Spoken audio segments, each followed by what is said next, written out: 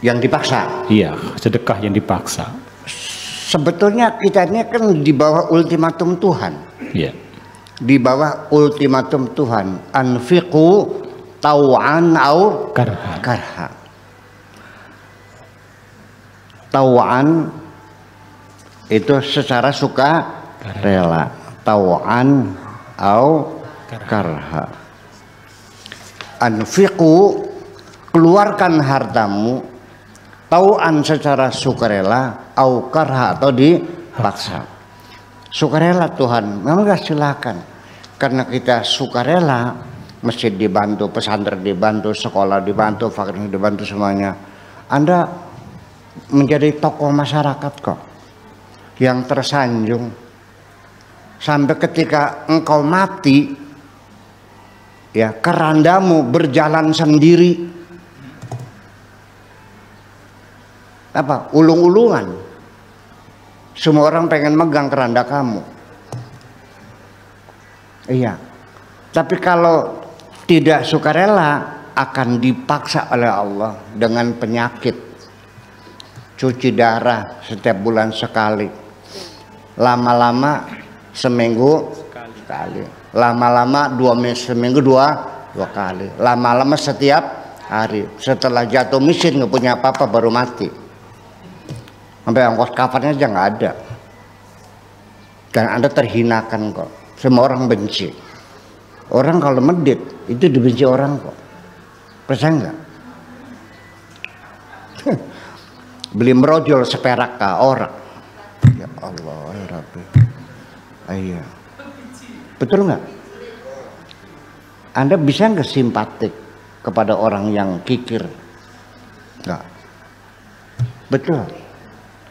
Tegel mana? Itu persoalannya. Jadi artinya bahwa dipilih oleh Allah sukarela atau terpaksa. Saya nanya, nafkahkan hartamu ibu-ibu, pilih ya, secara sukarela atau terpaksa? Iya dong. Kalau dipaksa, penyakit, kecelakaan, dirampok, mobilnya tabrakan, suamimu selingkuh terus. Iya. Nah itu akhirnya kan kedua-duanya adalah akhirnya keluar juga. Tapi yang secara sukarela mendapat reward sejak di dunia, yang dipaksa mendapat punishment sejak di dunia. Nggak sampai akhirat dunia. Jadi yang terpaksa ya nggak ada nilai kebaikannya, nggak ada, orang dipaksa aja. Bertahan nggak ya? Enggak, orang dipaksa. Pelacur yang bertobat karena sudah tua nggak laku, berbeda dengan pelacur yang masih muda, masih laris, masih ngantri, dia bertobat kembali ke kampung, masuk jamiahan lagi. Sama nggak? Ya beda dong, tetap. Tetapi itu juga pertobatan tetap sebagai kebaikan. Nah, sodako yang dipaksa sampai jatuh miskin, ya ada dua kemungkinan. Wa namudduhum fi tughyanihim, tetap dalam ketersesatannya, atau bisa terjadi menyadarkan dia. Waduh, iya. Ya kan begitu. Akhirnya dia menjadi dermawan juga akhirnya masalah jatuh miskin, kan begitu. Tapi kan digodok dulu. Ya, di kawasan dan di muka Sunan Gunung Jati puasa 40 hari. Dengan sholat hajat tiap malam, sholat sunnah 23 rakaat. Baca Quran hatam 40 kali hatamannya. Lah iya kan? Ya bisa terjadi. Di balik musibah itu kita ada pertobatan itu selalu banyak sekali. Ya. Saya doakan mudah-mudahan banyak musibahnya. Amin. Supaya kita bertobat. Jadi nanti pada akhirnya kaedah syariatnya tetap bahwa orang yang sodako terpaksa bukan sodako, karena innamal amalu niat, semua tergantung niatnya. Jadi motivasi itulah yang membedakan mana yang baik mana yang buruk. Sekalipun berakibat sama fatal, kematian, Tetapi karena motivasi yang berbeda, yang satu dapat uang, yang satu masuk penjara. Yaitu dokter dengan perampok. Dokter juga nyobek perut orang, tapi cari penyakit. Cuman gagal, sekalipun mati ya dapat duit. Iya kan? Kita berobat, sembuh bayar nggak? Nggak sembuh bayar nggak? Mati bayar nggak? Enak ya. Tapi orang yang ngerampok dia cari uang, gagal akhirnya ditusuk tuan rumahnya, sama saja. Dua-duanya kematian. Tapi yang satu niatnya mencari penyakit, yang satu niatnya mencari uang. Di dunia saja yang satu masuk penjara, yang satu dapat uang. Apalagi di akhirat. Jadi tetap saja orang yang sedang terpaksa, tetapi ada peluang bagi saya. Ini bukan karena penyakitnya. Ketika orang itu sadar bahwa dia dipaksa oleh Allah untuk bersedekah, akhirnya dia ditipu oleh orang, ya, ditipu oleh orang. Katakan 1 miliar, dalam berbisnis dia ketipu 1 miliar. Nagih susah, nota ada, kwitansi ada, ya kan benar. Seperti saya kan lengkap kan, sampai 10 tahun kan nggak bayar-bayar. Sehingga saya terpaksa, saya niati, kalaupun nanti nggak bayar, ya sudahlah, saya nggak usah dendam, sudah barangkali ini sedekah sirri saya, sudah saya ikhlaskan. Ya Allah, orang yang utang ini jangan kau hukum, karena sudah aku sedekahkan. Ini menjadi sedekah sirri yang paling tersembunyi. Karena kitanya bersedekah, orang yang nipunya tidak merasa berhutang budi kepada kita. Tidak pernah merasa dapat kebaikan dari siapapun, malah dia tertawa terbahak-bahak, bisa kutipu, Buya bisa kutipu, Buya bisa kutipu, senang bisa nipu saya.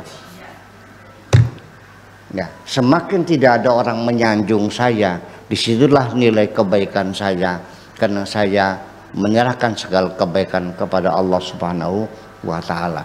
Jadi ketika orang utang nggak bayar-bayar, itu lebih baik diikhlaskan saja. Terpaksa, ya terpaksa, tapi lain. Nah makanya di sini ada satu nilai moralitas dalam Islam, dalam soal utang piutang. Makanya boidata dayan tum bidainin faktubuh, semua transaksi harus tercatat, tertulis. Ada kwitansinya, ada segelnya, saksi kunya ada, saksinya, notarisnya ada.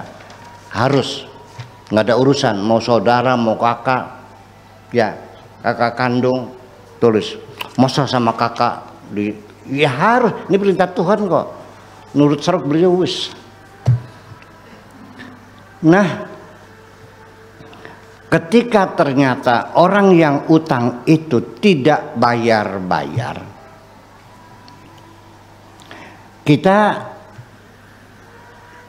secara moral terdorong untuk menagih. Datang lagi bilangnya nanti, datang lagi nanti. Dalam etika bergaul dalam agama Islam, ya sudah, jangan memaksa, jangan mempidanakan sampai dianggap penggelapan dan sebagainya. Fanadhiratun ila maisarah. Shadaqallahul adzim. Silakan tunggu sampai dia sempat bisa bayar. Ketika engkau lihat dia usahanya semakin bangkrut, makan saja masih utang sama tetangga kok, kamu maksa lagi. Pakai kemanusiaan dong. Dia baik kok, dia mau bayar, cuma kan nggak ada. Oke, fanadhiratun ila maisarah, itu langkah kedua. Yang pertama tadi ditagih baik-baik, yang kedua ditangguhkan sampai dia mampu. Kalau makin hari makin miskin, rumahnya disita, istrinya minta cerai, anaknya nggak tahu kabur sama pacarnya kemana, dia sudah tidurnya sudah di halaman orang lain, mau ditagih juga? Mau ditagih juga? Terlalu kamu nih. Dia mau bayar. Kupingnya kalau laku dijual, sudah habis semuanya. Mau kau tagih juga? Kau mau perkarakan? Enggak. Moral Islam tidak begitu. Tahap yang ketiga, wa antasaddaqu khairul lakum. Kalau kau sodakokan itu lebih baik. Ya sudah, Pak. Sudah jatuh miskin, sudah tidurnya di emper di perna. Tidurnya di perna. Tahu enggak perna apa? Emperan Cina. Emper Cina. Nih Pak Haji, udah ini kwitansinya ya. Bismillahirrahmanirrahim. Udah mulai hari ini kau bebaskan hutangmu. Udah ya, doakan saya banyak rezekinya. Oke. Ya. Wa antasaddaqu khairul lakum. Nah ini sedekah terpaksa yang dapat pahala.